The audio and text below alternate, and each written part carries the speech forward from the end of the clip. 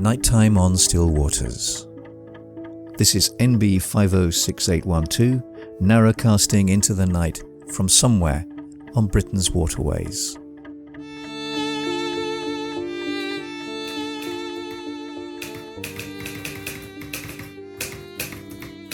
January 24th, Saturday. A silver sun leans on a lonely wind, casting hard light upon the world. I can taste winter in the air. It's old and it's brave, unheeding of complaints.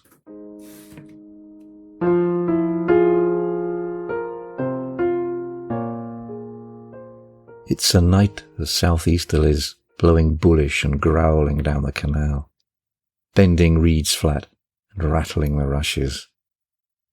Blasts of rain pebble the surface of the water, and the sightless sky is blind of stars and moon tonight. This is the narrowboat Erica, narrowcasting into the wet and windy darkness of a night deep into January. To you, wherever you are. It's so lovely to see you. I'm really pleased you could make it. I was hoping you'd come. But it's muddy and cold out here, so come inside. The stove is warm, cabin cosy. The kettle is about to sing its welcome, and I've refreshed the biscuit barrel. So mind your head on the hatch on the way in, and welcome aboard.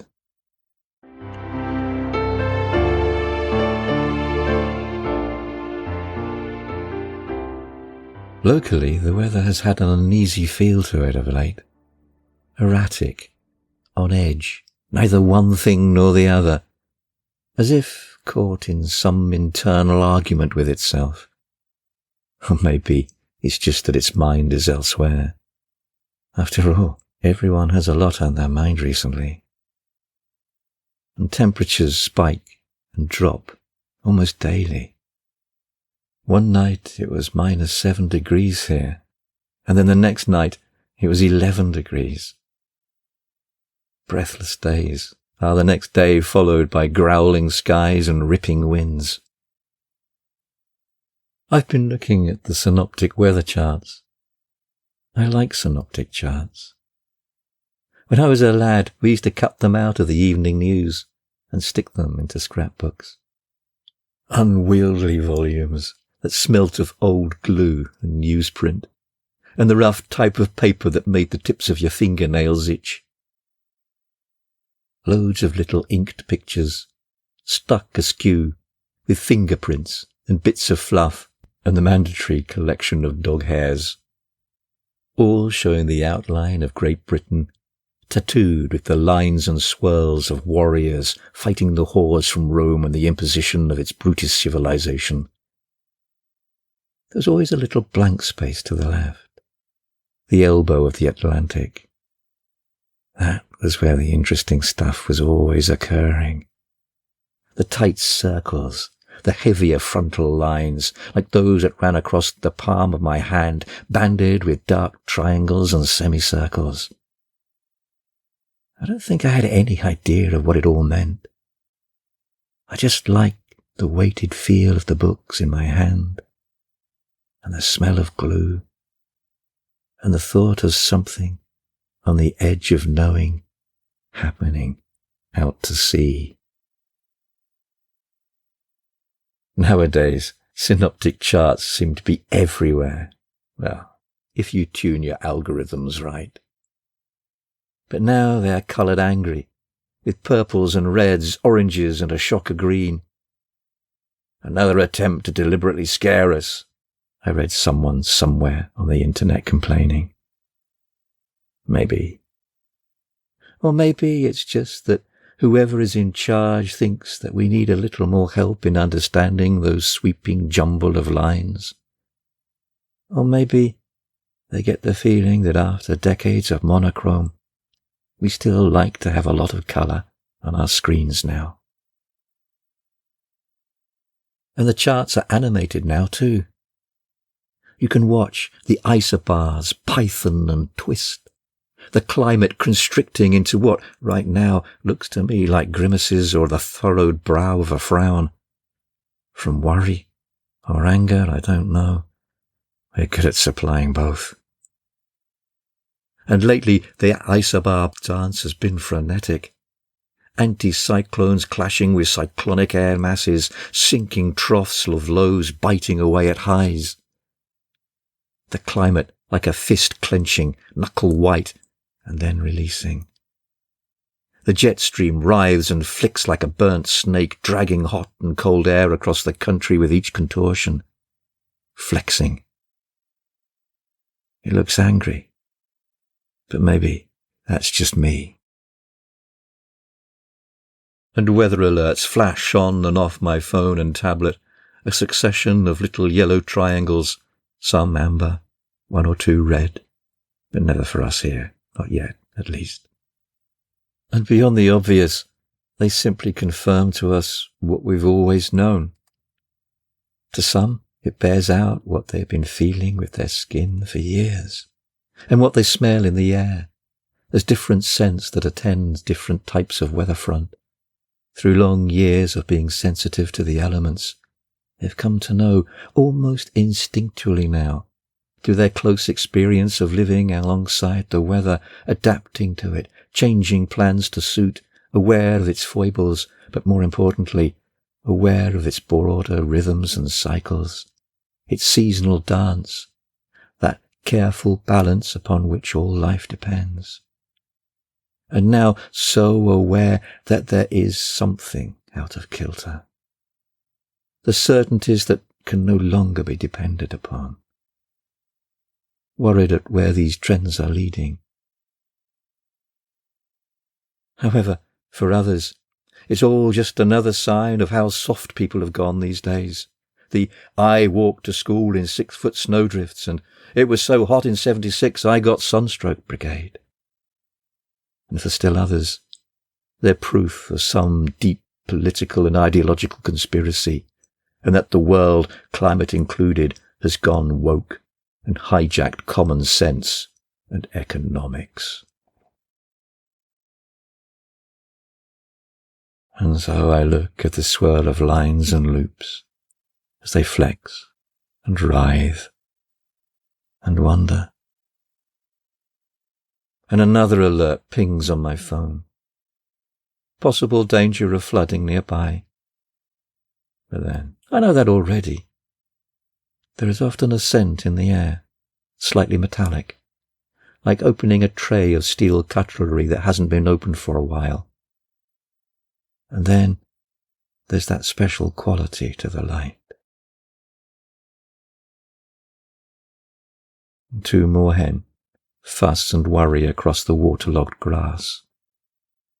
Alder leaves lie heavy and oily on the grass with the air of abandoned beauty. The wind kicks up again. The isobars are tightening. Not cold so much as friendless and hunting, seeking solace in the wrapping embrace of a tree, or a horse, boat, and human. It's enough for me to turn up my collar and be glad that I've remembered my hat. A squadron of geese fly low overhead, the songs of colder lands in their feathers. They catch a gust of wind. Their wings fan, and they rise on the glorious crest of it, and together abruptly veer almost 90 degrees west and scorch off along its leading edge. The sight strikes me as being quite wonderful. Reading and riding the winds that I can only see as the rippling palm lines on the palmistry of the weather charts of my youth.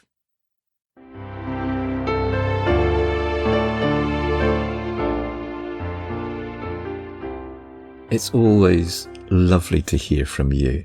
So thank you for taking the time to comment or leave an email or a voicemail. And this past couple of weeks, And it's lovely to hear from you, InstaSue8, over on Instagram. Thank you for your comment on the episode I Felt the Anchor Shift. And I'm so glad that you're finding James's sit down helpful. And hello also to John McMahon over on YouTube. I hope the kettle is on the boil, John, and cheers. And Anna McKellar, I'm glad you found the last episode interesting and enjoyed the positive spin. And I'd be interested to hear about your views on the impact of last year for canal users and dwellers in the longer term. And hello to Lee Thomas, and it's always lovely to hear from you. And I'm going to be returning to one of your questions a little later, Lee. Margaret, your voicemail was a success. It got through. Well done for persevering. And it's lovely to hear your voice, Margaret. Hello also to Jason and Karen, and good luck with the boat hunting. Exciting times. Karen and Jason moved to Britain from Arkansas toward the end of last year with the view of buying a narrowboat to live on. So keep us all updated on your progress. Greetings also to Tracy Thomas.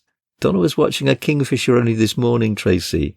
Yes, it's great to see that they have survived the icy snap.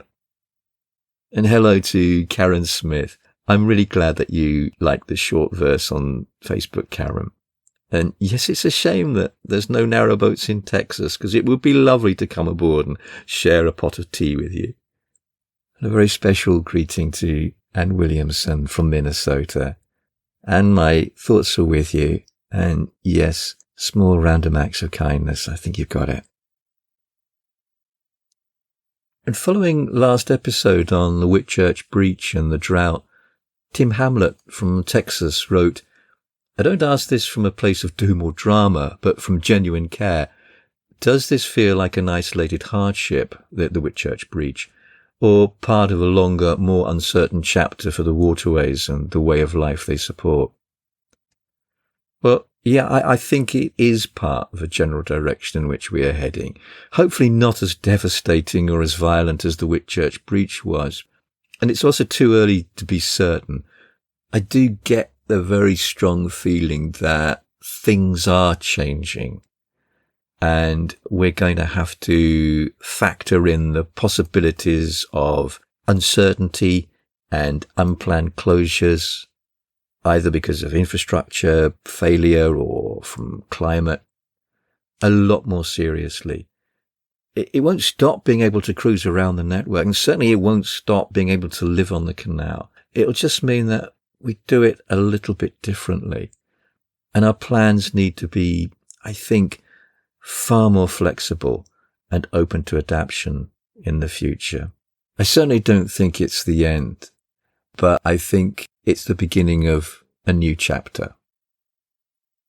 Whether that new chapter is going to suit everybody who is currently on the canal, I don't know, but I'm open for it. There are many different ways to contact me, and all of the contact details are in the program notes below. So, finally, a very big thank you to all of our Lockwheelers for supporting this podcast.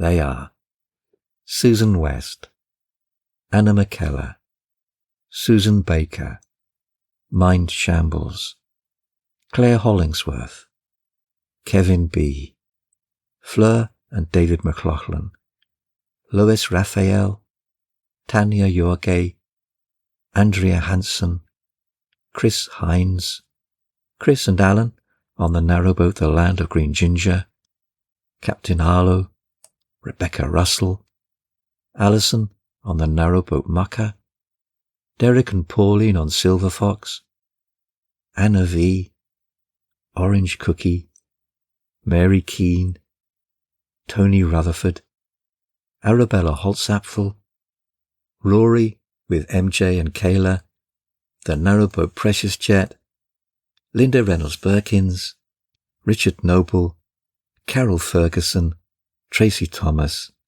Mark and Tricia Stowe, and Madeline Smith. Thank you.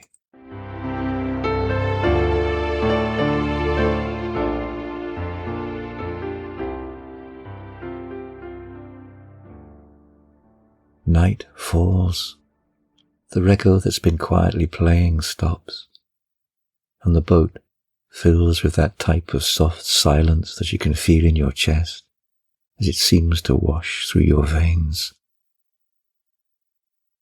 Steam curls in whispered wisps from the mug of tea that's sitting beside me, and the lamp gently swings on its hook from the ceiling. Its shadowy penumbra rises and falls in the fluid tidal movements upon the cabin walls. The coal settles in the grate. A gentle rattle like a large animal that is turning in its sleep. And for a few seconds, orangey red flames flare and lick. And then it settles back down to the glow of crimson lake and cherries. I should get up, turn the record over to play the B-side. But I suddenly lack the energy, or perhaps the will, to do so. I feel swaddled in the sleepy lethargy of a winter's night in a warm boat. And besides, the silence is nice and plays a different kind of music, soul deep. I look out the window, but the darkness has turned it into a mirror. But I know that there is the ash tree out there, the one that the magpies and goldfinches love, and the cormorant too, when the fishing gets too wearying. And now its fingers must be capturing the stars and the misplaced galaxies too faint for the eye. And if it's lucky, the sickle of a growing moon. And there will be more hens out there too, strutting under brush cover, worrying over everything they see and do. But knowing they are all there is enough.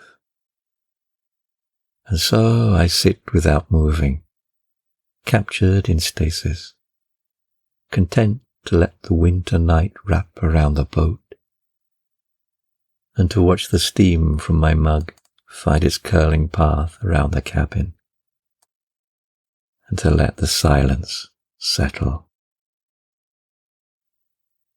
This is what winter is about, a time to let the silence from within to first introduce itself, and then to find a way to dance with the silence without.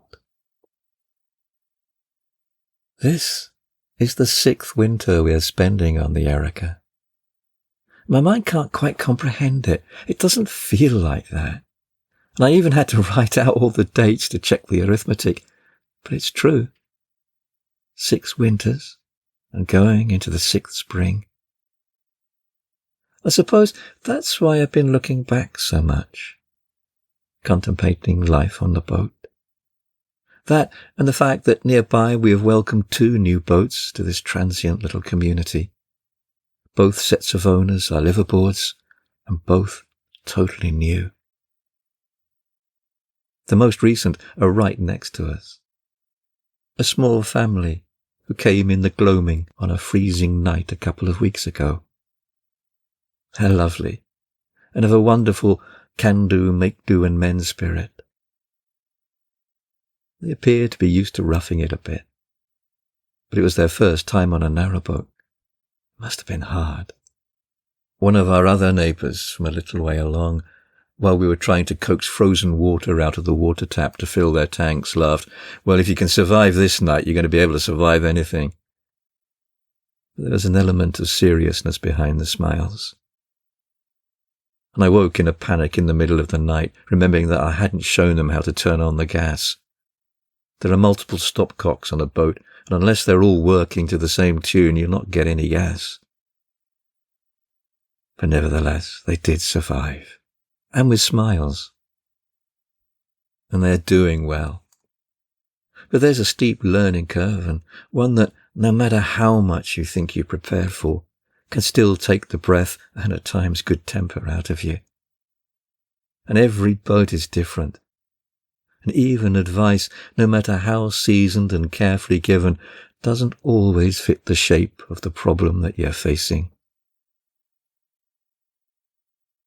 So, with all that, perhaps it's not surprising that my mind is falling back when we began to face our first winter, which I seem to remember as being very cold outside. That was the year the boat got locked into the ice and it sang, and very hot inside the boat. But also maybe it's because of a question that Lee in her cabin in the Colorado mountains sent me around November time last year. Lee wrote, "I just started playing your very first episode again, and this time round I noticed something new. You begin by explaining that this podcast is primarily to talk about how your move onto the narrowboat has impacted you and Donna, physically, emotionally and mentally, and about the changes that we find in ourselves and our attitudes to the world around. I've realized that although you talk about your conscious decision to slim down and live a little bit more closely to the elements, I don't recall you actually discussing in depth that first question, about the ways your move onto the boat changed you and Donna, and how you look at the world. I think that would make an excellent episode." Well, it's a good question, and Lee's right. Thinking back, I don't think I've overtly answered it. I know in the first couple of years I was a little reticent about explicitly talking about these things, as I felt that it was a little too early to make any definite statements beyond what you might have picked up in some of those episodes. And however, this is, after all, the 200th episode of this podcast, and possibly now enough time has gone past to allow me to make at least a tentative try in answering them. However, there is a caveat. We still both feel as if we're starting out, and I'm going to explore this in a minute. We certainly don't feel that we are seasoned or experienced in canal life. That learning curve has a habit of biting back, and when you think the curve is shallowing, to hit you with a particularly steep incline. I think Donna still view ourselves as very new to this type of life. So with that in mind, I'm going to first start by looking at how has life aboard the Erica impacted us physically and emotionally. Let's take physically first. Now, I am tempted first to say, well, not much. Certainly not quite as much as I had expected, or perhaps even hoped for. However, thinking it through a bit more carefully, and I'd have to admit that this is clearly a more physical type of life than living in bricks and mortar. The problem is that it has really become normalized. And a lot of what we do without thinking about much. Lugging around heavy waste cassettes is a good cardiovascular workout that even now leaves me panting when I get to the top of the hill. And doing the water, heaving coal bags and Calagas bottles in and out of the boat is also pretty physical. I think that it's just that it hasn't quite measured up to the mental image I had of working on my six-pack, lifting lockgate paddles and pirouetting with a sailor's ease across the lock beams, etc., etc. And I certainly don't feel as fit as I hoped or even expected to be after 6 years on the boat. And I think some of this is psychological. By now, both of us had expected that we'd be continuous cruisers. And although we travel as much as we can, it's still quite restricted because of work. And therefore, the opportunity to hare up and down long flights of locks has been fairly limited. And what a shame, I hear some of you cry. And I also do think that, if I am honest, I probably am active and possibly fitter than I would be if I was living in a house. But it just doesn't sort of feel that way.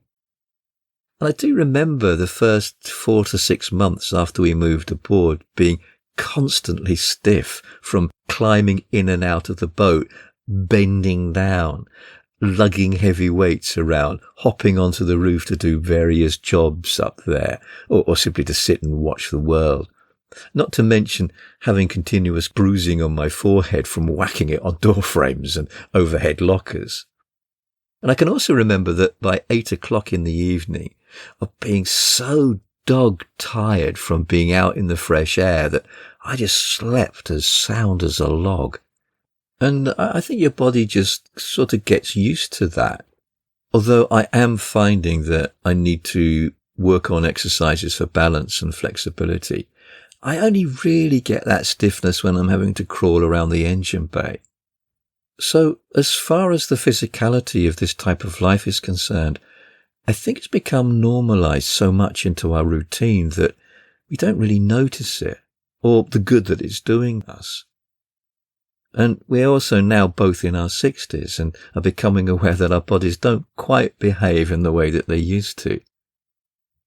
Signs of aging, and for Donna, years of being a nurse and the effect that that's had on her back and joints are beginning to show.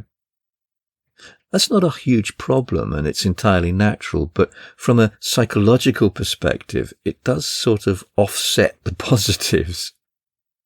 Therefore, if I slightly rephrase my answer, is I think that living on a boat has kept us fitter than we probably would have been if we'd stayed on the land. So, turning to the emotional impact, it's always quite difficult to talk about specific emotions, isn't it? Am I happy? And what is it to be happy, etc. And I'm also guessing that you'll probably be able to gauge this by listening to the podcast. However, I think it is true to say that we are happier here on the Erica than anywhere else we've ever been. The Erica is our home in a way that none of the other places that we have lived have ever felt like. It feels right here. It suits who we are and who we are becoming. It feels like this is what we've been walking towards all our married lives, even though maybe we hadn't really realized it would look quite like this. Neither of us can imagine living in any other way. Now, I sometimes still have the daydreams of living in a lighthouse on a far-flung island in the Atlantic or a small hut in a forest somewhere, but in all honesty, they never really last. There's something about being here, so close to this type of nature. Despite my initial reservations with it, I thought I preferred a much wilder, untamed landscape. And I think certainly by the time of that first podcast, I was pretty sure that this way of life was pretty much perfect for us, or at least the closest to perfect that we could get. How it actually worked out following those early months was different. But then dreams always turn out to be different in reality. I don't think we'd fully realized how much us both being at work would tie us down and restrict us geographically. And the longest holiday that we could ever take was 2 weeks in one sitting. And we were very quickly covering the radius of possibilities that we could travel in a boat. But that being said, we also hadn't counted for a dramatic change in our attitude to the canal. We quickly realized that it wasn't the number of miles that we could clock up or the number of new places that we could visit. We both craved and still do just those isolated spots, the tying up and letting time and water slip past to their own pace. It was being out on the water that mattered. As my old friend Richard Noble said, recounting his cruise, there's no reason to hurry anywhere when you're already there. And that, I think, describes us. We still have plans to travel much more and for far longer. And away from the logistics of work, we certainly don't feel tied to one spot or even one area. But we have found happiness and contentment in living with the water life and canal. The fact that we can simply potter around between favourite and some newly discovered spots on an increasingly familiar stretches of a couple of canals, each slowly forming their own name in our family gazetteer, has been a surprisingly enriching rather than diminishing experience. You never get bored. And there isn't a day that goes by when I'm not deeply touched by our closeness to the elements, to the canal, and the worlds that inhabit it.